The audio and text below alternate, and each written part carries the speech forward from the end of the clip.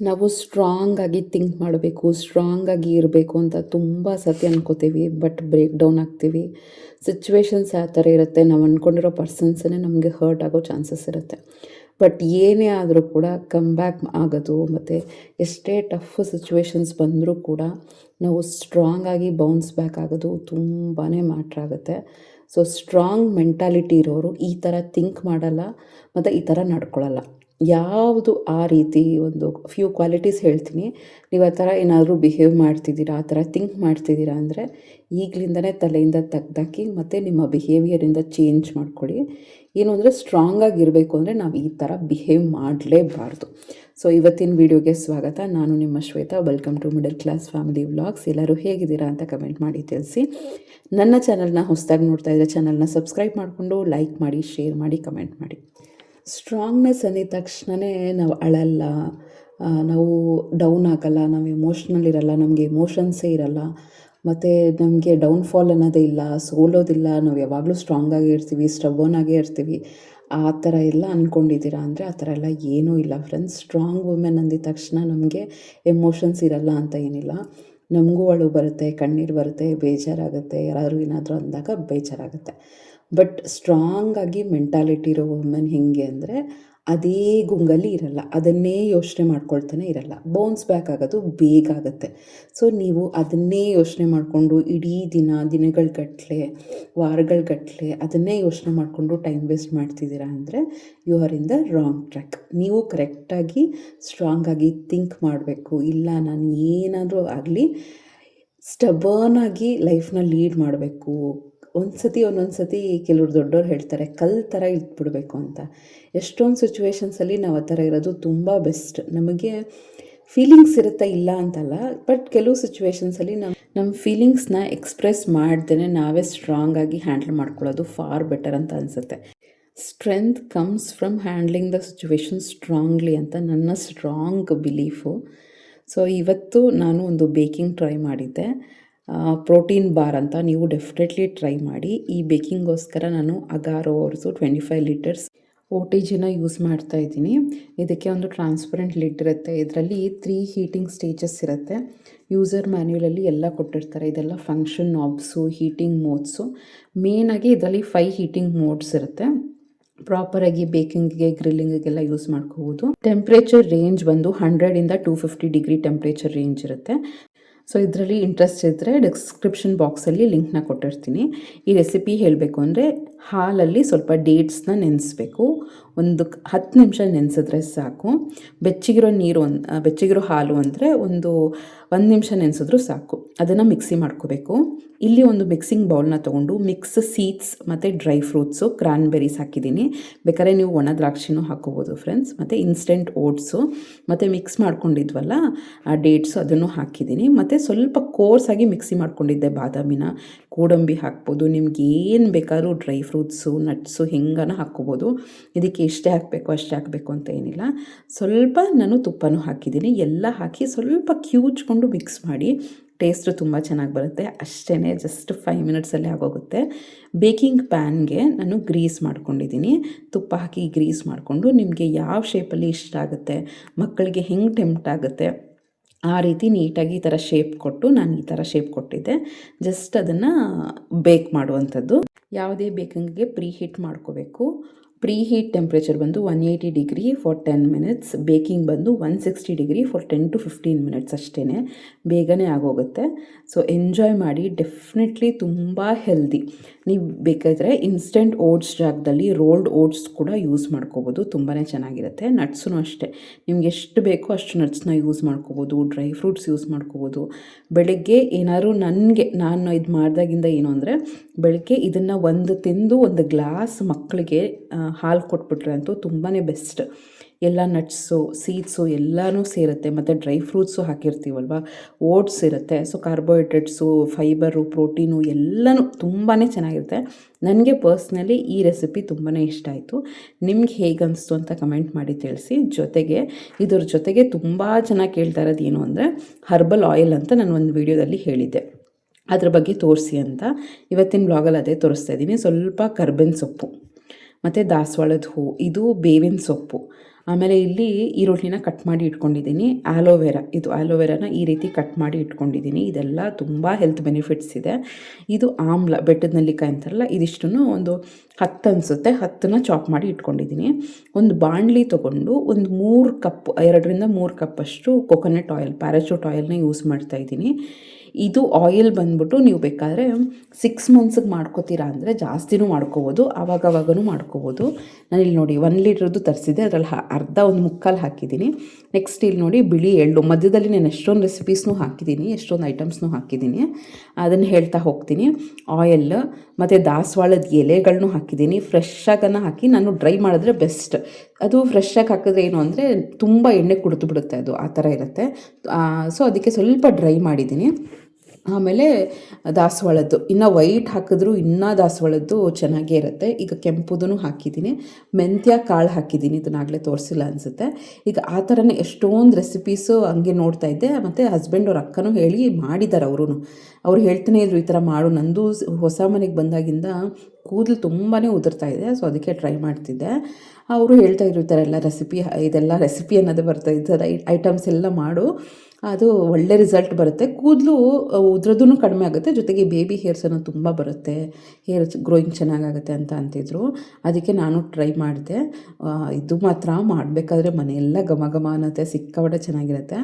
ಇಲ್ಲೇನು ನಾನು ಮಿಕ್ಸಿ ಮಾಡ್ಕೊಂಡಿರೋದು ಅಂದರೆ ಈರುಳ್ಳಿ ಮತ್ತು ಎಂಥದ್ದು ಬೆಟ್ಟದ ನೆಲ್ಲಿಕಾಯಿ ಅಂತಾರಲ್ಲ, ಅದಿಷ್ಟೇ, ಎರಡನೇ ಗ್ರೈಂಡ್ ಮಾಡ್ಕೊಂಡಿದ್ದು. ತುಂಬ ಏನೋ ಫೈನ್ ಪೇಸ್ಟ್ ಮಾಡಬೇಕು ಅಂತ ಏನಿಲ್ಲ ಫ್ರೆಂಡ್ಸ್, ತರಿಯಾಗಿ ಮಾಡಿಕೊಂಡ್ರೆ ಸಾಕು. ಆಮೇಲೆ ಲೋ ಫ್ಲೇಮಲ್ಲೇ, ಆಮೇಲೆ ಎಣ್ಣೆ ಕಾದಾದ್ಮೇಲೆ ಎಲ್ಲ ಐಟಮ್ಸ್ನೂ ಹಾಕಿ ಸತ್ವ ಎಲ್ಲ ಚೆನ್ನಾಗಿ ಬಿಟ್ಕೊಳ್ಳುತ್ತೆ. ಅದೇನು ಕಂಟೆಂಟ್ ಇರುತ್ತಲ್ಲ ಅದನ್ನೆಲ್ಲ ನೀಟಾಗಿ ಬಿಟ್ಕೊಳ್ಳುತ್ತೆ.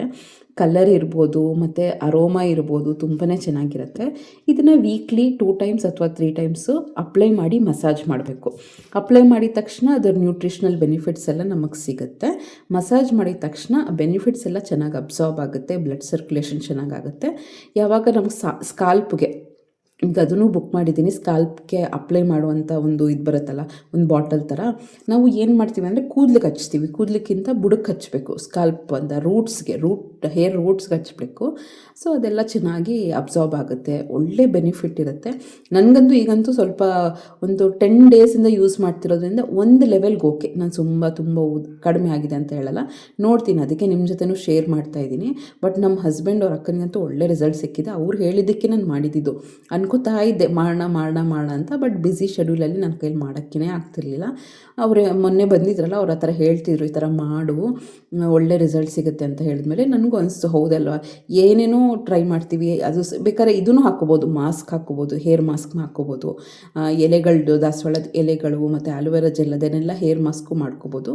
ಅಂದರೆ ನಾವು ಕೇರ್ ತೊಗೊಂಡಂಗೆ, ನಾವು ಎಷ್ಟು ಕೇರ್ ತೊಗೋತೀವೋ ನಮ್ಮ ಹೇರ್ ಅಷ್ಟು ಉದುರೋದು ಕಡಿಮೆ ಆಗುತ್ತೆ, ಹೇರ್ ಗ್ರೋತ್ ಅನ್ನೋದು ಚೆನ್ನಾಗಿ ಆಗ್ತಿರುತ್ತೆ. ಈಗಂತೂ ದಾರುಣ, ನಾವು ಟ್ರಾವೆಲಿಂಗ್ ಬೇರೆ ಮಾಡ್ತಿರ್ತೀವಿ, ಪಲ್ಯೂಷನ್ನು, ಧೂಳು, ಇದು ಎಲ್ಲದಿಂದನೂ ಹೇರ್ ಫಾಲ್ ಅನ್ನೋದು ಜಾಸ್ತಿ ಆಗ್ತಿರುತ್ತೆ. ನೋಡೋಣ, ಒಂದು ಟ್ರೈ ಅನ್ನಂಗೆ ಆ ಥರ. ನೆಕ್ಸ್ಟ್ ಆಲೋವೆರಾ ಹಾಕಿದ್ದೆ, ಆ ಥರ ಕಟ್ ಮಾಡ್ಕೊಂಡು ಆಲೋವೆರಾ ಹಾಕ್ತಿದ್ದೆ. ಇನ್ನು ಇದಕ್ಕೆ ಎಷ್ಟೊಂದು ಹಾಕ್ಕೋಬೋದು, ಬೇಕಾದ್ರೆ ಹರಳೆಣ್ಣೆನೂ ಹಾಕ್ಕೋಬೋದು, ಮಿಕ್ಸ್ ಮಾಡಿಕೊಂಡು ಫಿಲ್ಟ್ರ್ ಮಾಡ್ಕೊಂಡಾದ್ಮೇಲೆ ಅದೂ ಚೆನ್ನಾಗಿರುತ್ತೆ. ಏನೇ ಇದ್ದರೂ ಲೋ ಫ್ಲೇಮಲ್ಲಿ ಒಂದು 10 to 15 ಮಿನಿಟ್ಸು ಲೋ ಫ್ಲೇಮಲ್ಲೇ ಬೇಯಿಸ್ಕೋಬೇಕು. ಆಮೇಲೆ ಬೇಯಿಸ್ಕೊಂಡಿದ್ದ ತಕ್ಷಣವೇ ಫಿಲ್ಟ್ರ್ ಮಾಡ್ಕೋಬಾರ್ದು. ಅಟ್ಲೀಸ್ಟ್ ಒಂದು 2 to 3 ಅವರ್ಸ್ ಅಥವಾ ಒಂದು 5 ಅವರ್ಸೇ ಅದನ್ನು ಅಲ್ಲೇ ಏನೇನು ಇಂಗ್ರೀಡಿಯೆಂಟ್ಸ್ ಹಾಕಿದ್ವಲ್ಲ ಅದನ್ನು ಎಣ್ಣೆಲೇ ಬಿಟ್ಬಿಡ್ಬೇಕು. ಅದೆಲ್ಲ ಚೆನ್ನಾಗಿ ಬಿಟ್ಕೊಳ್ಳುತ್ತೆ, ಕಲರೂ ಚೆನ್ನಾಗಿ ಬರುತ್ತೆ. ಮುಂದೆ ತೋರಿಸ್ತೀನಿ ನಾನು ಎಷ್ಟು ಚೆನ್ನಾಗಿ ಬರುತ್ತೆ ಕಲರು ಅಂತ. ಆಮೇಲೆ ಇದು ಮಾಡಬೇಕಾದ್ರೆ ನಾನು ಹೇಳ್ತೀನಲ್ಲ, ಮನೆಯೆಲ್ಲ ಘಮ ಘಮ ಅಂತ ತುಂಬ ಚೆನ್ನಾಗಿ ಅನಿಸುತ್ತೆ. ನೀವೇನು ಮಾಡಿ ಅಂದರೆ ಫಸ್ಟು ಎಣ್ಣೆನ ತಂದಿಟ್ಕೊಬಿಡಿ, 1 ಲೀಟ್ರು ಅಥವಾ 2 ಲೀಟ್ರು. ನಾನು ಕಡಿಮೆ, ನಮ್ಮ ಹಸ್ಬೆಂಡ್ ಅವ್ರ ಅಕ್ಕ ಹೇಳಿದ್ನಲ್ಲ 2 ಲೀಟ್ರಷ್ಟು ಮಾಡ್ಕೊಂಡಿದ್ರಂತೆ. ಅದನ್ನು ಬೇಕಾದ್ರೆ ಮಾಡ್ಕೋಬೋದು, ಜಾಸ್ತಿನೂ ಮಾಡ್ಕೋಬೋದು. ಆಗಾಗ ಚೆನ್ನಾಗಿ ಮಸಾಜ್ ಮಾಡ್ಕೊತಾ ಇದ್ದರೆ ಚೆನ್ನಾಗಿ ಬರುತ್ತೆ. 2 ಲೀಟ್ರ್ ಎಣ್ಣೆ ಅಥವಾ 1 ಲೀಟ್ರ್ ಎಣ್ಣೆ ತರಿಸ್ಕೊಂಬಿಟ್ಟು ಎಲ್ಲ ಇಂಗ್ರೀಡಿಯೆಂಟ್ಸ್ ಏನೇನು ಹಾಕಿದ್ನಲ್ಲ ಅದನ್ನು ನೀಟಾಗಿ ಕಲೆಕ್ಟ್ ಮಾಡ್ಕೊಳ್ಳಿ. ಅದು ಎಲ್ಲ ಸಿಗ್ತಿದೆಯಾ ಅಂತ ಕೆಲಸತಿ ನಮಗೊಂದು ದಾಸವಾಳ ಸಿಕ್ಕದೇ ಕಷ್ಟ ಆಗೋಯ್ತು. ದಾಸವಾಳದ ಎಲೆ, ಆಮೇಲೆ ಮೆಹಂದಿನೂ ಹಾಕಿರ್ತಾರಂತೆ. ನನ್ನ ಮೆಹಂದಿ ಸಿಕ್ಕಲಿಲ್ಲ, ಅಲ್ಲೇ ಮನೆ ಹತ್ರ ಲಾಸ್ಟಲ್ಲಿ ಸಿಕ್ತಿತ್ತು, ಬಟ್ ಅದೆಲ್ಲ ಕಿತ್ಕೊಂಡ್ಬಿಟ್ಟಿದ್ರು, ಕೆಲವೆಲ್ಲ ಡ್ರೈ ಆಗಿತ್ತು. ಮೆಹಂದಿನೂ ಹಾಕ್ಕೊಳ್ಳಿ. ಅದೆಲ್ಲ ಕೆಲವು ಐಟಮ್ಸ್ ನೀವು ಬೇಕಾದ್ರೆ ಗೂಗಲಲ್ಲೂ ಮಾಡ್ಬೋದು. ಗೂಗಲಲ್ಲಿ ಹರ್ಬಲ್ ಆಯಿಲ್ಗೆ ಏನೇನು ಹಾಕ್ಬೋದು ಅಂತಲೂ ಹಾಕ್ಬೋದು. ಇವೇ ಐಟಮ್ಸೇ ಕೊಡುತ್ತೆ. ಇನ್ನೂ ಬೇಕಾದ್ರೆ ಎಕ್ಸ್ಟ್ರಾ ಐಟಮ್ಸು ಕೊಡುತ್ತೆ. ಅದನ್ನೆಲ್ಲನೂ ಬೇಕಾದ್ರೆ ಹಾಕಿ ಆಮೇಲೆ ಏನು ಗೊತ್ತಾ, ಫಿಲ್ಟ್ರ್ ಮಾಡಿದ ತಕ್ಷಣ ಹಾಗೇ ಬಿಡೋದಲ್ಲ, ಅದನ್ನು ನೀಟಾಗಿ ಈ ಥರ ಸ್ಕ್ವೀಸ್ ಮಾಡಿ ಚೆನ್ನಾಗಿ ಅದನ್ನು ಎಕ್ಸ್ಟ್ರಾಕ್ಟ್ ತೆಗಿಬೇಕು. ಆಯಿಲ್ನ ಚೆನ್ನಾಗಿ ಎಕ್ಸ್ಟ್ರಾಕ್ಟ್ ಮಾಡ್ಕೋಬೇಕು. ನೀವು ಎಷ್ಟು ಚೆನ್ನಾಗಿ ಹಿಂಡ್ತೀರೋ ಎಣ್ಣೆ ಅಷ್ಟು ಬರುತ್ತೆ. ಯಾಕೆಂದರೆ ಕಾಸ್ಟ್ಲಿ, ಕೊಕೊನಟ್ ಆಯಿಲ್ ಅಷ್ಟು ಕಾಸ್ಟ್ಲಿ ಅಲ್ವಾ. ಸೊ ಅದನ್ನು ಚೆನ್ನಾಗಿ ಹಿಂಡಿ ಆಯಿಲ್ನ ತೆಗೆದು ಸೋದಿಸಿದ್ರೆ ತುಂಬ ಚೆನ್ನಾಗಿ ಆಯಿಲ್ ಬರುತ್ತೆ. ಇದೇ ನೋಡಿ. ಆಮೇಲೆ ಈ ಥರ ಫಿಲ್ಟ್ರ್ ಮಾಡಾದಮೇಲೆ ನಾನು ಈ ಥರ ಬಾಟ್ಲಲ್ಲಿ ಹಾಕಿ ಇಟ್ಕೊಂಡಿದ್ದೀನಿ. ಇನ್ನೊಂದೇನು ಅಂದರೆ, ಇದು ನಾನು 3 ಬಾಟ್ಲೇನಾಯಿತು, ಈ ಸೈಜ್ದು 3 ಬಾಟ್ಲಾಯಿತು. 2 ಬಾಟ್ಲನ್ನ ಫ್ರಿಜ್ಜಲ್ಲಿ ಇಟ್ಟಿದ್ದೀನಿ. ಆಮೇಲೆ ನಮ್ಗೆ ಯಾವಾಗ ಬೇಕೋ, ಈಗಂತೂ ವಿಪರೀತ ಬಿಸಿಲಲ್ಲ, ಒಂದು 1/4 ಗಂಟೆ 10 ನಿಮಿಷ ಬಿಸಿಲಲ್ಲಿ ಇಟ್ಟರು ಅದು ನೋಡಿ, ನಾನು ಫ್ರೀಸ್ ಮಾಡಿದ್ರೆ ಹಿಂಗಾಗಿತ್ತು ಆಯಿತಾ. 1 ಬಾಟ್ಲಿದು, ಇನ್ನೊಂದು ಬಾಟ್ಲದು, ಅದನ್ನು ಹಚ್ತಾನೆ ಇರ್ತೀನಿ. 1 ಬಾಟ್ಲನ್ನ ನಾನು ರೂಮಲ್ಲೇ ಇಟ್ಟಿರ್ತೀನಿ, ಅದನ್ನು ಹಚ್ತಾ ಇರ್ತೀನಿ. ಫ್ರೀಸ್ ಮಾಡ್ಕೊಂಡಿರ್ತೀವಲ್ವ, ಆಮೇಲೆ ಹಚ್ಕೊಳ್ಳೋ 10 ನಿಮಿಷಕ್ಕೆ ಮೊದಲು ಹೊರಗಡೆ ಇಟ್ಟು ಆಮೇಲೆ ಹಚ್ಕೋಬೋದು. ಸುಮ್ಮನೆ ಸ್ಟೋರ್ ಮಾಡ್ಕೊಳ್ಳೋಕ್ಕೆ ಚೆನ್ನಾಗಿರುತ್ತೆ ಅಂತ. ನೀವೂ ಟ್ರೈ ಮಾಡಿ. ಹರ್ಬಲ್ ಆಯಿಲ್ ಬೇಕು ಅಂತ ಎಷ್ಟೊಂದು ಜನಕ್ಕೆ ನಾರ್ಮಲ್, ಈಗ ಡೆಲಿವರಿ ಆಯಿತು, ಏನೋ ಹಾರ್ಮೋನಲ್ ಚೇಂಜಸ್ ಆಯಿತು, ವಯಸ್ಸಾಯಿತು, ಇನ್ನು 40ಸ್ಗೆ ಬರ್ತಾ ಇರ್ತೀವಿ, 30 ಕ್ರಾಸ್ ಆಗಿದ್ದೀವಿ ಅಂದರೆ ಬಾಡಿಯಲ್ಲಿ ಹಾರ್ಮೋನಲ್ ಚೇಂಜಸ್ ಎಲ್ಲ ಜಾಸ್ತಿ ಆಗ್ತಾ ಇರುತ್ತೆ. ನಾವೇ ಕೇರ್ ತೊಗೋಬೇಕು. ಅದೊಂಥರ ಏನು ಬ್ಯೂಟಿ ಕಾನ್ಷಿಯಸ್ ಅಂತ ಅಲ್ಲ, ಹೇರೂ ನಮ್ಮ ಬಾಡಿ ಪಾರ್ಟಲ್ಲಿ ಒಂದು. ನಾವು ಎಷ್ಟು ಚೆನ್ನಾಗಿ ಅದನ್ನು ಕೇರ್ ಮಾಡ್ಕೊತೀವೋ ಚೆನ್ನಾಗಿ ಅನಿಸುತ್ತೆ. ಆ್ಯಕ್ಚುಲಿ ನನಗೆ ಈ ನಡುವೆ ಅಂತೂ ಸಿಕ್ಕಾಪಟ್ಟೆ ಉದುರ್ತಾ ಇದೆಯಾ, ನನಗೆ ಅದೇ ಬೇಜಾರಾಗ್ತಿತ್ತು. ಸರಿ, ಎಷ್ಟಾಗುತ್ತೋ ಅಷ್ಟು ಟ್ರೈ ಮಾಡೋಣ ಅಂತ ಅದನ್ನೇ ಮಾಡ್ತಿದ್ದೆ. ಈಗ ಮಾಡಿದ್ದೀನಲ್ಲ, ನೋಡೋಣ ಇದೊಂದು ಇದ್ದಕ್ಕಿದ್ದಂಗೆ ರಿಸಲ್ಟ್ ಬರುತ್ತೆ ಅಂತಲ್ಲ. ಒಂದು 3 ಮಂತ್ಸ್ ಕನ್ಸಿಸ್ಟೆಂಟಾಗಿ ಮಾಡಿದ್ರೆ ಚೆನ್ನಾಗಿ ಅನಿಸುತ್ತೆ. ಏನಿಲ್ಲ, ಜಾಸ್ತಿ ಏನಿಲ್ಲ ಫ್ರೆಂಡ್ಸ್, ಅದು ಕಲೆಕ್ಟ್ ಮಾಡ್ಕೊಳ್ಳೋದು, ಐಟಮ್ಸ್ನ ಕಲೆಕ್ಟ್ ಮಾಡ್ಕೊಳ್ಳೋದು ಒಂದೇ ಟೈಮ್ ಅಂತ ಹಿಡಿಸೋದಷ್ಟೇ. ಅದು ಒನ್ಸ್ ನಮಗೆಲ್ಲ ಸಿಕ್ಕಿದೆ ಅಂದರೆ ಎಲ್ಲ ಕಾಯಿಸೋದಷ್ಟೇ. ಅದು ಲೋ ಫ್ಲೇಮಲ್ಲಿ, ಹೈ ಫ್ಲೇಮಲ್ಲಿ ಇದು ಮಾಡೋಕ್ಕೆ ಹೋಗ್ಬೇಡಿ. ಚೆನ್ನಾಗಿ ಸತ್ವ ಎಲ್ಲ ಬಿಟ್ಕೊಳ್ಳೋಕ್ಕೆ ಒಂದು 3-4 ಅವರ್ಸ್ ಟೈಮ್ ಕೊಟ್ಟು ಆಮೇಲೆ ಸೋದಿಸ್ಕೊಳ್ಳೋದಷ್ಟೇ. ಇಲ್ಲಿ ಬಂದು ನೈಟ್ ಟೈಮ್ಗೆ ಈ ನಡುವೆ ಏನಕ್ಕೆ ಅಂದರೆ ಸೂಪು, ಗಂಜಿ ಅಂಥದ್ದೆಲ್ಲ ಜಾಸ್ತಿ ಪ್ರಿಫರ್ ಮಾಡ್ತಾಯಿದ್ದೀನಿ. ದಪ್ಪ ತಳದ ಪಾತ್ರೆ ತೊಗೊಂಡ್ರೆ ಬೆಸ್ಟ್, ಚೆನ್ನಾಗಿ ಬೇಯುತ್ತೆ. ಅದಕ್ಕೆ ಒಂದು ಚಿಕ್ಕ ಕುಕ್ಕರ್ ಇತ್ತು, ಅದನ್ನೇ ಇಟ್ಟಿದ್ದೀನಿ. ಲೋ ಫ್ಲೇಮಲ್ಲೇ, ಮೀಡಿಯಮ್ ಫ್ಲೇಮು ಲೋ ಫ್ಲೇಮಲ್ಲ ಥರ ಇಟ್ಬಿಟ್ಟು ನೀರನ್ನ ಚೆನ್ನಾಗಿ ಕಾಯಿಸ್ಬೇಕು. ಜೊತೆಗೆ ಸ್ವಲ್ಪ ತುಪ್ಪ ಹಾಕಿರ್ತೀನಿ. ಆಮೇಲೆ ಇಲ್ಲಿ ರಾಗಿ ಹಿಟ್ಟಿರುತ್ತಲ್ಲ, ಅದನ್ನು 1 ಸ್ಪೂನಷ್ಟು ಅಷ್ಟೇ, ರಾತ್ರಿ ಎಷ್ಟು ಬೇಕಾಗುತ್ತೆ, 1 ಸ್ಪೂನಷ್ಟು ರಾಗಿ ಹಿಟ್ಟಿಗೆ 1/4 ಲೋಟದಷ್ಟು ನೀರನ್ನ ಹಾಕಿ ಚೆನ್ನಾಗಿ ಮಿಕ್ಸ್ ಮಾಡಿಕೊಂಡು ಪೇಸ್ಟ್ ಮಾಡ್ಕೊಂಡು ಇದಕ್ಕೆ ಹಾಕ್ಕೊಳ್ಳೋದು. ಇದಕ್ಕೇ ಉಪ್ಪು ನೋಡಿಕೊಂಡು ಉಪ್ಪು ಹಾಕ್ಕೊಳ್ಳೋಂಥದ್ದು. ಇದು ನಿಮಗೆ ಹೆಂಗನ ಕುಡಿಬೋದು. ಹಾಗೇನ ನನಗೆ ಕುಡಿಯೋಕ್ಕಾಗತ್ತೆ ಅಂದರೆ ಹಾಗೆ ಕುಡಿಬೋದು, ಇಲ್ಲಾಂದರೆ ಮಜ್ಜಿಗೆ ಹಾಕ್ಕೊಂಡು ಕುಡಿಬೋದು. ಇಲ್ಲ ಮಜ್ಜಿಗೆಗೆ ಈರುಳ್ಳಿ, ಕೊತ್ತಂಬರಿ ಸೊಪ್ಪು, ಮೆಣಸಿನ್ಕಾಯಿ ಅದನ್ನೆಲ್ಲ ಹಾಕ್ಕೋಬೋದು. ಇಲ್ಲಾಂದರೆ ನಾನು ಪ್ರಿಫರ್ ಮಾಡೋದು ಹೆಂಗೆ ಗೊತ್ತಾ, ನಾನು ಇದಕ್ಕೆ ಸಾರು ಮತ್ತು ಮೊಸರು, ಮಜ್ಜಿಗೆ, ಪಲ್ಯ ಈ ಥರದ್ದೆಲ್ಲ ಏನೋ ಒಂದು ಬಾಯಿಗೆ, ಇದೊಂದು ಬರೀ ರಾಗಿ ಗಂಜಿ ಕುಡಿಬೇಕು ಅಂದರೆ ಬೇಜಾರಾಗುತ್ತೆ ಅಂದರೆ, ಸ್ವಲ್ಪ ರುಚಿ ಬರಬೇಕು ಅಂದರೆ ಈ ಥರದ್ದೆಲ್ಲ ಏನಾದರೂ ಪಲ್ಯ ಸೈಡಲ್ಲಿ ಇಟ್ಕೊಂಡು ಅಥವಾ ಸಾರು ಹಾಕ್ಕೊಂಡು, ತಿಳಿ ಸಾರು ಆ ಥರದ್ದೆಲ್ಲ ಹಾಕ್ಕೊಂಡು ಸೂಪ್ ಥರ ಕುಡಿದ್ಬಿಡ್ಬೋದು. ಚೆನ್ನಾಗಿರುತ್ತೆ, ಲೈಟಾಗಿರುತ್ತೆ, ಮತ್ತು iron rich, protein rich, fibre ಇರುತ್ತೆ, ತುಂಬಾ ಒಳ್ಳೆಯದು. ನೀವು ಕೂಡ ಟ್ರೈ ಮಾಡಿ. ಬೇಕಾದ್ರೆ ಮಧ್ಯಾಹ್ನ ಮಾಡಿ ಸಂಜೆನೂ ಕೂಡ ಕುಡಿಬೋದು. ಅಂಬ್ಲಿ ಅಂತೂ ಈ ಸಂಬರ್ಗೆ ಹೇಳಬೇಕಾದಂಥರ ತಂಪು ಅಂತಲೇ ಹೇಳ್ಬೋದು, ತುಂಬ ಒಳ್ಳೆಯದು. ಏನೇ ಇದ್ದರೂ ಕೂಡ ಜೋಳದ ಗಂಜಿ, ರಾಗಿ ಗಂಜಿ ಅಂಥದ್ದೇನಾದರೂ ಟ್ರೈ ಮಾಡ್ತಾನೆ ಇರಿ. ನಾನು ಹೇಳಿದ್ನಲ್ಲ, ಫಸ್ಟ್ ಆ ರಾಗಿ ಗಂಜಿನ ತಣ್ಣಗೆ ಮಾಡ್ಕೋಬೇಕು. ನಾನು ಇದೇನು ತಪ್ಪು ಕೆಲಸ ಮಾಡಿದ್ದು ಅಂದರೆ, ಎಲ್ಲರೂ ಊಟಕ್ಕೆ ಕುತ್ಕೊಂಡ್ಬಿಟ್ಟಿದ್ವಿ, ಆಗ ಮಾಡ್ಕೊಳಕ್ಕೆ ಹೋದೆ. ಇನ್ನೆಲ್ಲರೂ ಕರಿತಾನೇ ಇದ್ದರು. ನಮ್ಮ ಮನೇಲಿ ಹೆಂಗೆ ಅಂದರೆ ಎಲ್ಲ ಒಟ್ಟಿಗೆ ರಾತ್ರಿ ಅಟ್ಲೀಸ್ಟ್ ಎಲ್ಲರೂ ಒಟ್ಟಿಗೆ ಕುತ್ಕೊಂಡು ಊಟ ಮಾಡೋದು. ಕರಿತಾನೇ ಇರ್ತಾರೆ, ಯಾರನ್ನೂ ಬಿಟ್ಟು ಊಟ ಮಾಡಲ್ಲ ನಾವು. ಬಾ ಊಟ ಮಾಡು ಅಂತ. ನಾನು ಏನು ಕುಡಿತೀನೋ ಏನು ತಿಂತೀನೋ ಅದು ಸೆಕೆಂಡ್ರಿ. ನಾನು ಸಲಾಡ್ ತಿಂತೀನಾ ಅದೆಲ್ಲ ತಿಂತೀನಾ ಸೆಕೆಂಡ್ರಿ. ಬಟ್ ಜೊತೆಲಿ ಕುತ್ಕೋಬೇಕು ಊಟ ಮಾಡ್ಬೇಕಾದ್ರೆ. ಅದಕ್ಕೆ ಬಿಸಿ ಇದೇನೆ ಹಾಕ್ಬಿಟ್ಟೆ. ಇದು ನೀವು ಹಂಗೆ ಮಾಡೋಕ್ಕೆ ಹೋಗ್ಬೇಡಿ, ತಣ್ಣಗೆ ಮಾಡ್ಕೊಳ್ಳಿ. ಸಂಜೆನೇ ಬೇಕಾದ್ರೆ 4 ಗಂಟೆಗೆ ಹಾಗೆ ಅಂಬ್ಲಿ ಮಾಡಿ ಗಂಜಿ ಮಾಡಿ ಇಟ್ಕೊಂಡಿರಿ. ಬೇಕಾದ್ರೆ ಆಮೇಲೆ ಮೊಸರನ್ನ ಮಿಕ್ಸ್ ಮಾಡಿಕೊಂಡ್ರೆ ಆಯಿತು. ಯಾವತ್ತೂ ಬಿಸಿದು ಮೊಸರಿಗೆ ಹಾಕಬಾರ್ದು. ಮೊಸರಲ್ಲಿ ಒಳ್ಳೆ ಬ್ಯಾಕ್ಟೀರಿಯಾ ಇರುತ್ತೆ, ಲ್ಯಾಕ್ಟೋಬ್ಯಾಸಿಲಸ್ ಅಂತ, ಅದು ಹಾಳಾಗೋಗುತ್ತೆ. ಅದು ಬೆನಿಫಿಟ್, ಮೊಸರದ್ದು ಬೆನಿಫಿಟ್ ನಮಗೆ ಸಿಗಲ್ಲ. ಪ್ರೋಟೀನ್ ಇರುತ್ತೆ, ಅದೊಂಥರ ಅದೇನಿಲ್ಲ, ಪ್ರಾಬ್ಲಮ್ ಇಲ್ಲ. ಬಟ್ ಬ್ಯಾಕ್ಟೀರಿಯಾ ಗಟ್ಸಿಗೆ ಒಳ್ಳೆಯದದು. ಸೊ ಅದು ನೀವು ತಣ್ಣಗಾದ್ಮೇಲೆ ಮಿಕ್ಸ್ ಮಾಡ್ಕೊಳ್ಳಿ. ಸೊ ಒಂದು ವ್ಲಾಗಲ್ಲಿ ನಾನು ತೋರಿಸಿದೆ ಈ ಥರ ಇದು ಐಟಮ್ಸ್ನೆಲ್ಲ ಹಾಕಿಬಿಟ್ಟು ಒಂದು ದೋಸೆ ಮಾಡಿದ್ದೆ, ಎಷ್ಟು ಚೆನ್ನಾಗಿ ಬಂದಿತ್ತು ಅಂತ ಈಗ ತೋರಿಸ್ತಾ ಇದ್ದೀನಿ ನಾನು. ಅವತ್ತೂ ಹೇಳಿದ್ದೆ, ಹೆಸರುಬೇಳೆ, ಮೈಸೂರು ಬೇಳೆ, ಉದ್ದಿನಬೇಳೆ, ಕಡಲೆಕಾಳು, ಕಡಲೆಬೇಳೆ, ಜೋಳ ಮತ್ತು ನವಣೆ, ಮೆಂತ್ಯ ಸೊಪ್ಪು, ಅವಲಕ್ಕಿ, ಇಷ್ಟೊಂದು ಐಟಮ್ಸ್ ಹಾಕಿದ್ದೆ. ಅದನ್ನೆಲ್ಲ ರುಬ್ಬಿ ಓವನ್ ಒಳಗಡೆ ಇಡ್ತೀನಿ ನಾನು. ಅಂದರೆ ನಿಮಗೆ ಅವಶ್ಯಕತೆ ಇಲ್ಲ ಓವನ್ ಒಳಗಡೆ ಇಡಬೇಕು ಅಂತ, ಹೊರಗಡೆನೇ ಇಡ್ಬೋದು ಈ ಬಿಸಿಲಿಗೆ. ಮತ್ತು ಬೇಗ ರುಬ್ಬಿದ್ರೆ ಒಳ್ಳೆ ಹುಳಿನೇ ಬಂದ್ಬಿಡುತ್ತೆ. ನಾನು 10 ಗಂಟೆಗೆ ರುಬ್ಬಿದೆ ಅಲ್ವಾ ಅಂತ ಒಂದು ನಿಮಿಷ ಅಷ್ಟು ಹೀಟ್ ಮಾಡಿ ಓವನ್ ಒಳಗಡೆ ಇಟ್ಬಿಡ್ತೀನಿ. ಆಗ ಚೆನ್ನಾಗಿ ಏನದು ಫರ್ಮೆಂಟೇಷನ್ ಅನ್ನೋದಾಗುತ್ತೆ.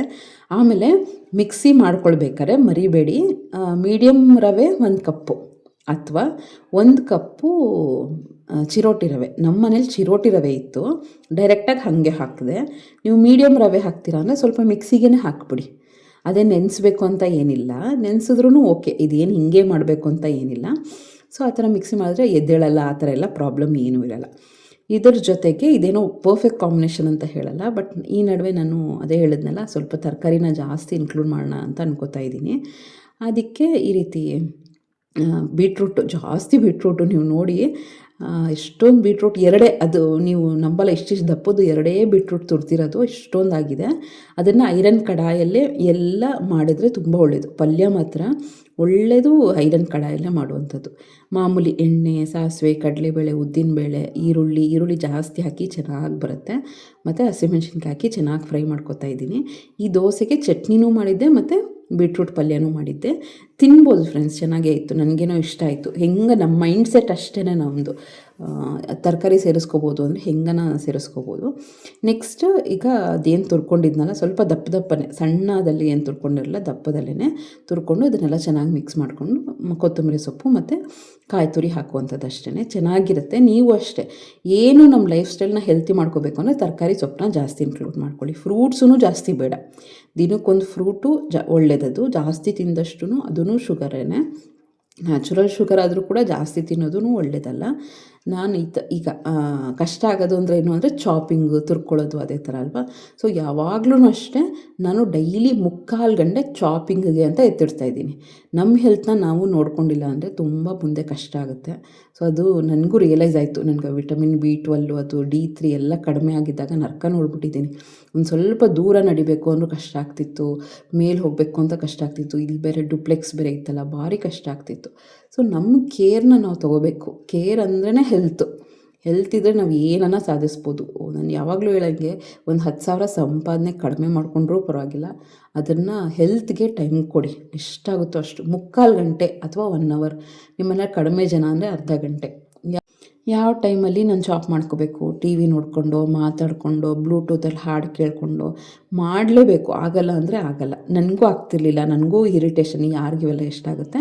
ಬಟ್ ಆದರೂ ನಾವು ಅದನ್ನು ಇಂಟ್ರೆಸ್ಟಿಂದ ತೊಗೊಂಡು ಎಷ್ಟು ನೀಟಾಗಿ ಕನ್ಸಿಸ್ಟೆಂಟಾಗಿ ಮಾಡ್ತೀವಿ. 2 ದಿನ ಮಾಡೋದು, 3ನೇ ದಿನ ಬಿಡೋದು, ಆ ಥರ ಎಲ್ಲ ಮಾಡಬಾರ್ದು. ನೀಟಾಗಿ ಫಾಲೋ ಮಾಡಬೇಕು. ಸ್ಟಾರ್ಟ್ ಮಾಡೋದು ದೊಡ್ಡ ವಿಷಯ ಅಲ್ಲೇ ಅಲ್ಲ ನನ್ನ ಪ್ರಕಾರ. ಸೊ ಅದನ್ನು ಕನ್ಸಿಸ್ಟೆಂಟಾಗಿ ಫಾಲೋ ಮಾಡೋದು ತುಂಬಾ ದೊಡ್ಡ ವಿಷಯ. ಅದು ತುಂಬ ಸ್ಟ್ರಾಂಗ್ ಮೆಂಟಾಲಿಟಿ ಇರೋರ್ಗೆ ಮಾತ್ರನೇ ಸಾಧ್ಯ. ಸೊ ಆ ಸ್ಟ್ರಾಂಗ್ ಮೈಂಡೆಡ್ನೆಸ್ ಅನ್ನೋದು ದೊಡ್ಡದ್ರಲ್ಲೆಲ್ಲ ಚಿಕ್ಕದ್ರಲ್ಲೂ ತುಂಬಾ ಮ್ಯಾಟ್ರ್ ಆಗುತ್ತೆ. ನಮಗೋಸ್ಕರ ನಾವು ಹೆಂಗೆ ಟೈಮ್ ಸ್ಪೆಂಡ್ ಮಾಡ್ಕೋತೀವಿ. ಸೊ ಕೆಲವು ಸತಿ ಫ್ಯಾಮಿಲಿ ಜಡ್ಜ್ ಮಾಡ್ತಾರೆ, ಅಯ್ಯೋ ಅವಳಿಗೆ ನೋಡ್ಕೋತಾಳೆ, ಅವಳು ಬರೀ ವಾಕಿಂಗ್ ಹೋಗ್ತಾಳೆ, ಅವಳು ಬರೀ ಕೆಲಸಕ್ಕೆ ಹೋಗ್ತಾಳೆ. ಈ ಥರ ಜಡ್ಜಿಂಗ್ ಅನ್ನೋದು ತುಂಬಾ ಇರುತ್ತೆ, ಇಲ್ಲ ಅಂತಲ್ಲ. ಬಟ್ ಇಂಥ ಚಿಕ್ಕ ವಿಷಯಗಳೇ, ಏನಾದರೂ ಬೆಳಗ್ಗೆ ಎದ್ದೇಳೋದು, ನಮ್ಮ ಡಿಸಿಪ್ಲೀನಾಗಿ ನಾವು ಫಾಲೋ ಮಾಡೋದು, ನಮಗೋಸ್ಕರ ನಾವು ಟೈಮ್ ಸ್ಪೆಂಡ್ ಮಾಡ್ಕೊಳ್ಳೋದು, ಮನೇನ ನೀಟಾಗಿ ಇಟ್ಕೊಳ್ಳೋದು, ಟೈಮ್ ಮ್ಯಾನೇಜ್ಮೆಂಟ್ ಮಾಡೋದು, ಬ್ಯಾಲೆನ್ಸಿಂಗ್ ಮೂಡನ್ನು ಇದು ಮಾಡೋದು, ಮೂಡ್ ಸ್ವಿಂಗ್ಸ್ ಆಗ್ತಾ ಇರುತ್ತೆ, ಎಮೋಷನ್ಸ್ನ ಬ್ಯಾಲೆನ್ಸ್ ಮಾಡೋದು, ಡಿಸಿಷನ್ಸ್ ಮೇಕಿಂಗಲ್ಲಿ ತುಂಬ ಸ್ಟ್ರಾಂಗಾಗಿ ನಿಂತ್ಕೊಳ್ಳೋದು. ಏನು ಗೊತ್ತಾ, ನಮ್ಮದೊಂದು ವ್ಯಾಲ್ಯೂ ಅಂತ ಇರುತ್ತೆ, ನಮ್ಮದು ಅಂತ ಒಂದು ಸೆಲ್ಫ್ ರೆಸ್ಪೆಕ್ಟ್ ಇರುತ್ತೆ. ಅದ್ರಗೋಸ್ಕರ ನಾವು ಸ್ಟಿಕ್ ಆನ್ ಆಗಬೇಕು. ನಾವು ಹೇಗೆ ಸ್ಟ್ರಾಂಗಾಗಿ ನಮಗೋಸ್ಕರ ನಾವು ನಿಂತ್ಕೋತೀವಿ, ಆ ಥರ ಸಾಧ್ಯ ಆಯಿತಾ. ಕೆಲವರು ಸ್ಟ್ರಾಂಗ್ ಮೈಂಡೆಡ್ ಇಲ್ಲ ಅಂದರೆ ಹೆಂಗೆ ಅಂದರೆ ಬಿಟ್ಕೊಟ್ಬಿಡೋದು, ಅಂದರೆ ಸೋಲೋದು ಅಂತಲ್ಲ, ನಮ್ಮ ಮೈಂಡ್ಸೆಟ್ ಏನಿದೆ ಅದನ್ನು ಒಳ್ಳೆ ರೀತಿಯಲ್ಲಿ ಈ ಥರ ಮಾಡಿದ್ರೆ ಚೆನ್ನಾಗಿರುತ್ತೆ ಅಂತ ಹೇಳೋದು. ಅದನ್ನು ಅವರು ಕನ್ಸಿಡರ್ ಮಾಡಿಲ್ಲ ಅಂದರೆ ಅದೂ ಸ್ಟ್ರೆಂತ್ ಏನು ಅಂತ ಅದನ್ನೇ ಯೋಚನೆ ಮಾಡ್ಕೊತ ಕೂತ್ಕೊಳ್ಳಲ್ಲ. ಅವರು ಮುಂದೆ ಫಾರ್ವರ್ಡ್ ಆಗ್ತಾ ಇರ್ತಾರೆ. ಅವ್ರಿಗೇನೋ ಪ್ರಾಬ್ಲಮ್ಸ್ ಬರಲ್ಲ ಅಂತಲ್ಲ, ಎಲ್ಲ ಬಂದರೂ ಕೂಡ ಅಲ್ಲೇ ಹ್ಯಾಂಗ್ ಆನ್ ಆಗ್ದೇನೆ ಹೆಂಗೆ ಅದನ್ನು ಸಾಲ್ವ್ ಮಾಡ್ಕೋಬೇಕು ಅಂತ ಯೋಚನೆ ಮಾಡೋದು. ಸ್ಟ್ರಾಂಗ್ ಆಗಿಲ್ಲ ಅಂದರೆ ಅದೇ ಪ್ರಾಬ್ಲಮ್ಸ್ ಬಗ್ಗೆನೇ ಕಾನ್ಸಂಟ್ರೇಟ್ ಮಾಡೋದು. ಅಯ್ಯೋ ಹಿಂಗಾಯಿತು ನನಗೆ ಯಾಕೆ, ನಾನೇ ಈ ರೀತಿ ಯಾಕೆ ವಿಕ್ಟಿಮ್ ಅಂತ ಅಂದ್ಕೊಳ್ಳೋದು. ಇದು ಸ್ಟ್ರಾಂಗ್ ಮೈಂಡೆಡ್ ಇಲ್ಲದೇ ಇರೋರು ಮಾಡುವಂಥ ಕೆಲಸ. ಸ್ಟ್ರಾಂಗಾಗಿದ್ದೀರಾ ಅಂದರೆ ಮೂವ್ ಫಾರ್ವರ್ಡ್. ನನ್ನ ಕೈಯಲ್ಲಿ ಅದನ್ನು ಮ್ಯಾನೇಜ್ ಮಾಡೋಕ್ಕಾಗ್ತಿಲ್ಲ, ಅದನ್ನು ಚೇಂಜ್ ಮಾಡೋಕ್ಕಾಗ್ತಿಲ್ಲ ಅಂದರೆ ಅದನ್ನು ಅಕ್ಸೆಪ್ಟ್ ಮಾಡಿಕೊಂಡು ಮುಂದೆ ಹೋಗ್ತಾ ಇರಬೇಕು. ಅದು ಸ್ಟ್ರಾಂಗ್ ಮೈಂಡೆಡ್ನೆಸ್. ನೆಕ್ಸ್ಟ್ ವೀಕ್ ಆಗಿರೋರು ಏನಂತಾರೆ ಅಂದರೆ ನನ್ನ ಕೈಲಿ ಆಗಲ್ಲ, ನನ್ನ ಕೆಪಾಸಿಟಿನೇ ಇಷ್ಟು ಅಂತ ಗಿವ್ ಅಪ್ ಮಾಡಿಬಿಡ್ತಾರೆ. ಸೊ ಗಿವ್ ಅಪ್ ಮಾಡೋದಕ್ಕಿಂತ ಫಸ್ಟ್ ಇನ್ನೊಂದು ಏನೂ ಇಲ್ಲ. ಅವ್ರು ಟ್ರೈಯೇ ಮಾಡಿರಲ್ಲ, ಎಷ್ಟೊಂದು ವಿಷಯಗಳಲ್ಲಿ ಅವ್ರು ಟ್ರೈಯೇ ಮಾಡಿರಲ್ಲ. ಏನೇ ಮ್ಯಾಟ್ರ್ ಇರ್ಬೋದು, ಅವರು ಬೆಳಗ್ಗೆ ಎದ್ದೇಳೋದ್ರಿಂದ ಇರ್ಬೋದು, ಹೆಲ್ತ್ ಬಗ್ಗೆ, ವೆಯ್ಟ್ ಲಾಸ್ ಇರ್ಬೋದು, ಫಿಟ್ನೆಸ್ ಇರ್ಬೋದು, ಮತ್ತು ಕೆರಿಯರ್ ಇರ್ಬೋದು, ಮನೆ ಮ್ಯಾನೇಜ್ಮೆಂಟ್ ಇರ್ಬೋದು, ಮಕ್ಕಳು ಓದ್ರಲ್ಲಿರ್ಬೋದು, ಹೈಜೀನಲ್ಲಿರ್ಬೋದು, ಎಲ್ಲರಲ್ಲೂ ಗಿವ್ ಅಪ್ ಮಾಡಿಬಿಡೋದು. ರಿಲೇಷನ್ಶಿಪ್ ಇರ್ಬೋದು. ಎಷ್ಟೊಂದು ಸತಿ ಹೆಂಗಾಗುತ್ತೆ ಅಂದರೆ ನೋಡಿ, ಈಗ ರಿಲೇಷನ್ಶಿಪ್ಪಲ್ಲೇ ಎಷ್ಟೊಂದು ಯಾರೋ ಒಬ್ರು ಕಮೆಂಟ್ ಮಾಡಿದರು, ಹಸ್ಬೆಂಡ್ಗೇನೋ ಇಲ್ಲೀಗಲ್ ಅಫೇರ್ ಇದೆ, ಏನು ಮಾಡೋದು ಹಾಗೆ ಹೀಗೆ ಅಂತ. ಅದನ್ನೆಲ್ಲ ಯಾರೋ ಏನು ಅಂತ ಮಾತಾಡೋದು ಪಬ್ಲಿಕ್ ಪ್ಲೇಸಲ್ಲಿ ಚೆನ್ನಾಗಾಗಲ್ಲ. ಈ ಥರದ್ದೆಲ್ಲ ಎಷ್ಟೊಂದು ಇರುತ್ತೆ, ಇಲ್ಲ ಅಂತಲ್ಲ. ಬಟ್ ಇದು ಮ್ಯಾಕ್ಸಿಮಮ್ ವರ್ಸ್ಟ್ ಕೇಸ್ ಇದು. ಬಟ್ ಸೈಲೆಂಟಾಗಿ ಎಷ್ಟೊಂದು ಮನೆಗಳಲ್ಲಿ ಹಸ್ಬೆಂಡ್ ವೈಫ್ ಮಧ್ಯೆನೇ ಪ್ರಾಬ್ಲಮ್ ಇರುತ್ತೆ. ಸರಿಯಾಗಿ ಪ್ರಿಫರೆನ್ಸ್ ಕೊಡಲ್ಲ, ಮಾತಾಡಲ್ಲ, ಅವ್ರಿಗೆ ಅಂತ ಬೆಲೆ ಇರಲ್ಲ. ಆ ಥರದ್ದೆಲ್ಲ ಸಣ್ಣ ಪುಟ್ಟ ಇದ್ದಾಗಲೂ ಕೂಡ ವಿಮೆನ್ ಏನು ಮಾಡಬೇಕು ಅಂದರೆ ಆದಷ್ಟು ಎಷ್ಟಾಗುತ್ತೋ ಅದನ್ನು ಹ್ಯಾಂಡ್ಲ್ ಮಾಡೋಕ್ಕೆ ಟ್ರೈ ಮಾಡಬೇಕು. ಯಾಕೆಂದರೆ ಬಿಟ್ಟು ಹೋಗೋದು ತುಂಬ ಈಸಿ, ಆಯಿತಾ? ಅದಾದಮೇಲೆ ಕಾನ್ಸಿಕ್ವೆನ್ಸಸ್ ಬರುತ್ತಲ್ಲ. ಈಸಿ ಅಂತ ಏನಕ್ಕೆ ಹೇಳ್ತಾ ಇದ್ದೀನಿ ಅಂದರೆ, ಅದಾದಮೇಲೆ ಕಾನ್ಸಿಕ್ವೆನ್ಸಸ್ ಬರುತ್ತಲ್ಲ, ಅದು ವರ್ಸ್ಟ್. ಅದು ಪ್ರಪಂಚ ನೋಡೋ ರೀತಿ ಪ್ರತಿಯೊಂದೂ ಹೇಳಬೇಕಾಗಿಲ್ಲ. ನೀವೆಲ್ಲ ಇದೇ ಕೆಟ್ಟ ಪ್ರಪಂಚದಲ್ಲಿ ನಾವೆಲ್ಲ ಫೇಸ್ ಮಾಡ್ತಾಯಿದ್ದೀವಿ. ಸೊ ನೋಡೋ ದೃಷ್ಟಿ, ಮಕ್ಕಳನ್ನ ನೋಡೋ ದೃಷ್ಟಿ, ಅದೆಲ್ಲ ಡಿಫಿಕಲ್ಟೇ. ಬಟ್ ಅದಕ್ಕೇ ಚಿಕ್ಕ ಪುಟ್ಟದೆಲ್ಲ ಲೆಟ್ ಗೋ ಮಾಡಿಕೊಂಡು, ಕೆಲವರು ನಿಜವಾಗ್ಲೂ ಹಸ್ಬೆಂಡ್ ವೈಫ್ ತುಂಬ ಚೆನ್ನಾಗಿರ್ತಾರೆ. ಏನೋ ಚಿಕ್ಕ ಚಿಕ್ಕ ವಿಷಯಕ್ಕೆ, ಚಿಕ್ಕ ಚಿಕ್ಕ ಮನಸ್ತಾಪಗಳಿಗೆ ಅವರಿಬ್ಬರ ಮಧ್ಯೆ ಏನೋ ದೊಡ್ಡದಾಗಿ ಗುಡ್ಡದ ಥರ ಮಾಡಿಕೊಂಡು ಪ್ರಾಬ್ಲಮ್ಸ್ನ ಕ್ರಿಯೇಟ್ ಮಾಡಿಕೊಂಡು, ಇದೆಲ್ಲ ವೀಕ್ ಮೈಂಡೆಡ್ ಪರ್ಸನ್ಸೇ. ಎಷ್ಟು ಬೇಗ ಬಿಟ್ಬಿಡ್ತೀವೋ ನೀವು ಇದೇ ಫಾಲೋ ಮಾಡಿ. ಬೇಕಾದ್ರೆ ಎಷ್ಟೋ ಸಿಚುವೇಶನ್ಸಲ್ಲಿ ಸೋಲೋದ್ರಿಂದ ಎಷ್ಟೋ ನೆಮ್ಮದಿ ಕಾಣ್ತೀವಿ ನಾವು. ಅದು ಬರ್ತಾ ಬರ್ತಾ ಬರ್ತಾ ನಮ್ಮ ಮೆಚುರಿಟಿನೇ ಆ ಥರ ಆಗೋಗುತ್ತೆ. ಏನಾದರೂ ಆಗಲಿ ನಮಗೆ ನೆಮ್ಮದಿ ಇಂಪಾರ್ಟೆಂಟು. ಎಲ್ಲದಕ್ಕಿಂತ ವಿನ್ ಆಗೋಕ್ಕಿಂತ, ಆರ್ಗ್ಯುಮೆಂಟ್ನ ವಿನ್ ಆಗೋಕ್ಕಿಂತ ಒಂದು ಪೀಸ್ ಆಫ್ ಮೈಂಡ್ ಇಂಪಾರ್ಟೆಂಟು ಅಂತ ಅನಿಸ್ತಾ ಇರುತ್ತೆ. ಸೊ ಆ ಥರ ತುಂಬ ಸ್ಟ್ರಾಂಗ್ ಬೇಕು. ಸೋಲೋದು ವೀಕ್ ಅಲ್ಲ, ಆ್ಯಕ್ಚುಲಿ ಸೋಲನ್ನು ಅಕ್ಸೆಪ್ಟ್ ಮಾಡ್ಕೊಳ್ಳೋರು ಸ್ಟ್ರಾಂಗು. ಸೊ ಆ ಥರ ಸ್ಟ್ರೆಂತ್ನ ನಾವು ಇನ್ಕ್ರೀಸ್ ಮಾಡ್ಕೊಂಡು ಹೋಗಬೇಕು. ನನ್ನ ಪೇಷನ್ಸ್ ಲೆವೆಲು, ನನ್ನ ಟಾಲರೆನ್ಸ್ ಲೆವೆಲು, ಕೆಲಸ ಎಷ್ಟು ಜಾಸ್ತಿ ಆಗ್ತಾ ಇರುತ್ತೆ. ಡೇ ಬೈ ಡೇ ನಮಗೂ ವಯಸ್ಸಾಗ್ತಾ ಇರುತ್ತೆ, ಬೋನ್ಸ್ ಡೆನ್ಸಿಟಿ ಇರಲ್ಲ, ಸುಸ್ತಾಗ್ತಿರುತ್ತೆ. ಆಗ ನಾವು ಹೇಗೆ ಪೇಷನ್ಸಿಂದ ಕೆಲಸಗಳನ್ನ ಮಾಡ್ಕೋತೀವಿ, ಹೇಗೆ ಬ್ಯಾಲೆನ್ಸ್ ಮಾಡ್ಕೋತೀವಿ, ಅವೆಲ್ಲ ಪ್ರತಿಯೊಂದೂ ಸ್ಟ್ರೆಂತ್ ಅಲ್ವಾ. ಹೆಂಗೆ ನಾವು ಹೆಲ್ತ್ನ ನೋಡ್ಕೋತೀವಿ, ಟೈಮೇ ಇರಲ್ಲ.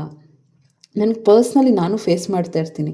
ಬಟ್ ನನ್ನನ್ನು ನಾನು ಮೋಟಿವೇಶನ್ ಮಾಡ್ಕೊಳ್ಳೋದು ಅಷ್ಟೇ. ಇಲ್ಲ ಆಗುತ್ತೆ, ಆಗಲ್ಲ ಅಂತ ಕೂತ್ಕೊಂಡ್ರೆ ಅದೇ ನಮ್ಮ ವೀಕ್ನೆಸ್ಸು, ಅದೇ ನಮ್ಮ ಸೋಲು.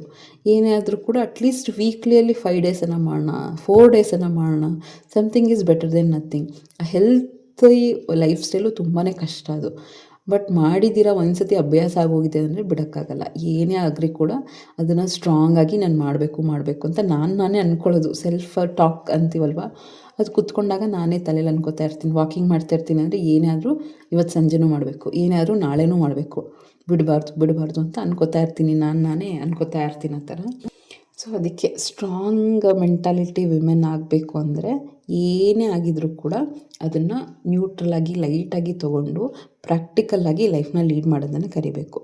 ಬಟ್ ನಾವು ಯಾವಾಗ ವೀಕ್ ಮೈಂಡ್ ಆಗಿಬಿಡ್ತೀವಿ ಅಂದರೆ ಇದನ್ನೆಲ್ಲ ಸೀರಿಯಸ್ ಆಗಿ ತೊಗೊಂಡು ತುಂಬ ಸೀರಿಯಸ್ ಆಗಿ ಯೋಚನೆ ಮಾಡೋಕ್ಕೆ ಸ್ಟಾರ್ಟ್ ಮಾಡ್ತೀವಲ್ವ, ನಮ್ಮನ್ನು ನಾವು ಕುಗ್ಸುತ್ತೆ ಅದು. ಸೊ ಹೋಪ್ ಈ ವಿಡಿಯೋ ಇಷ್ಟ ಆಗಿದೆ ಅಂದ್ಕೊಳ್ತೀನಿ. ಇದು ಬಂದು ಮಕ್ಕಳು, ದೊಡ್ಡ ಮಗಳು ಎಸ್ಪೆಷಲಿ ವೆಕೇಷನ್ಸಲ್ಲಿ ಅವಳಿಗೆ ಡ್ರಾಯಿಂಗು ಅಂದರೆ ಸಿಕ್ಕಾಪಟ್ಟೆ ಇಷ್ಟ ಆಗ್ತಿದೆ. ಅದನ್ನೇ ಡ್ರಾಯಿಂಗ್ ಮಾಡ್ತಾ ಇದ್ಲು. ಅದನ್ನೇ ವೀಡಿಯೋ ಮಾಡ್ಕೊಂಡಿದ್ದೆ. ಎಷ್ಟೋ ವರ್ಷಗಳಾದಮೇಲೆ ಅವಳನ್ನೇ ನೋಡಿದ್ರೆ ಒಂಥರ ಖುಷಿ ಅಲ್ವಾ. ಸೊ ಡೈಲಿ ಒಂದು ಮಾಡ್ತಿರ್ತಾಳೆ, ಕೆಲಸ 2 ಡೇಸ್ಗೆ ಒನ್ಸ್ ಮಾಡ್ತಿರ್ತಾಳೆ. ಸ್ಕೆಚಿಂಗು ಇದೆಲ್ಲ ಆಯಿಲ್ ಪೇಸ್ಟಲ್ಸ್ನೆಲ್ಲ ಯೂಸ್ ಮಾಡಿಕೊಂಡು ಮಾಡ್ತಾಯಿದ್ಲು. ಒಂಥರ ಇಂಟ್ರೆಸ್ಟು. ಮಕ್ಕಳಿಗೆ ಒಂದು ಆ್ಯಕ್ಟಿವಿಟೀಸಲ್ಲಿ ಇನ್ವಾಲ್ವ್ ಆಗ್ತಿದ್ರು, ಅವ್ರಿಗೆ ವೆಕೇಷನ್ಸ್ ಬೇಜಾರಾಗಲ್ಲ. ನಾವೇ ಏನಾದರೂ ಹೇಳ್ತಾ ಇರಬೇಕು, ಅದು ಮಾಡಿ ಇದು ಮಾಡಿ ಅಂತ. ಸೊ ಹೋಪ್ ಈ ವಿಡಿಯೋ ಇಷ್ಟ ಆಗಿದೆ ಅಂದ್ಕೊಳ್ತೀನಿ ಫ್ರೆಂಡ್ಸ್. ಇವತ್ತಿಂದ ಸ್ಟ್ರಾಂಗಾಗಿ ನಿಮ್ಮನ್ನು ನೀವು ಅರ್ಥ ಮಾಡಿಕೊಂಡು ಲೈಫ್ನ ಲೀಡ್ ಮಾಡಿ, ಖುಷಿಯಾಗಿರಿ, ನೆಮ್ಮದಿಯಾಗಿರಿ. ಯಾವ ವಿಷಯಗಳನ್ನೂ ತುಂಬ ಸೀರಿಯಸ್ ಆಗಿ ತೊಗೋಬೇಡಿ. ಎಷ್ಟು ಬೇಗ ನಾವು ಪೀಸ್ ಆಫ್ ಮೈಂಡ್ನ ಚೂಸ್ ಮಾಡ್ಕೊತೀವೋ ಅಷ್ಟು ಖುಷಿಯಾಗಿರ್ತೀವಿ. ನಮಸ್ಕಾರ.